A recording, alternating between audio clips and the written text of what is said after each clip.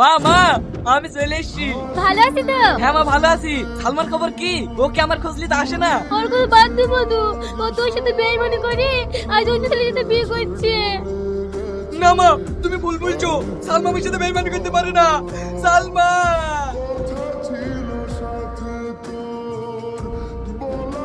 ও মা গো আমাকে মেরে ফেললো গো। ইস কি হয়েছে বলবি? ওই দেখে এই পাগলকে ওষুধ খাওয়া দেখি দেখেন আমার হাতটা কামড়ে কি করে দিয়েছে। এই চলো দিনি দেখি। এই ওষুধ খাসনি কেন? আবার ওসব প্রথমে করা। স্যার একটু কথা বলবো? আমার সাথে তো সব পাগলই ওষুধ খায়, তো আমি একটা জিনিস বুঝতে পারছি না এই পাগলটা কেন আমার সাথে ওষুধ খায় না। এভাবে চলতে থাকলে তোর জীবনও সুস্থ হবে না। এর জন্য তো আমি হেড অফিসে ফোন করে সবচেয়ে ভালো ডাক্তার চেয়েছি। আজকেই পাঠানোর কথা আছে। স্যার স্যার এটা বেশ থেকে ম্যাডাম এসছে। যাও তাড়াতাড়ি ম্যাডামকে সঙ্গে করে নিয়ে আসো। এদের মধ্যে কোন পেশেন্টটা যে ওষুধ খেতে চায় না? আপনি আসুন। এই সেই পেশেন্ট, কোনো সময় বুক থেকে হাত সরায় না, সব সময় হাত বুকে রাখে। কিছু বলছেন না যে?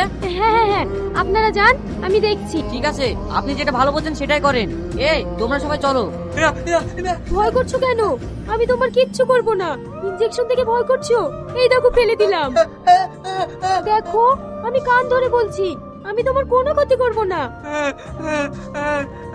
নার্স একটু এদিকে এসো। কি বলছেন ম্যাডাম?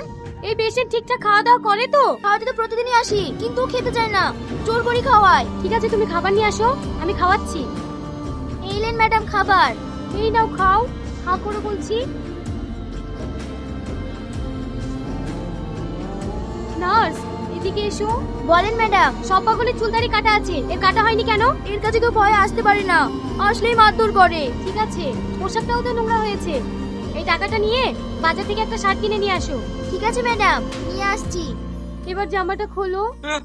আমি খুলবো না। পাগল কোথাকার, খুলবো না বললে হয়? আমি খুলে দিচ্ছি। তুমি কাঁদছো? তুমি খুব ভালো। এখানে আমাকে সবাই মারে। আমি একটা কথা বলবো? তুমি বুকে হাত দিয়ে ওটা কি ঢেকে রেখেছো? হাতটা সরাও না একটু দেখি। না না আমি সরবো না, তখন তুমি লিলি মা। সরাও না প্লিজ, আমি একটু দেখি। তাহলে দেখো। তুমি আমাকে এত ভালোবাসো, আজ আমার স্মৃতি লিখছো তুমি।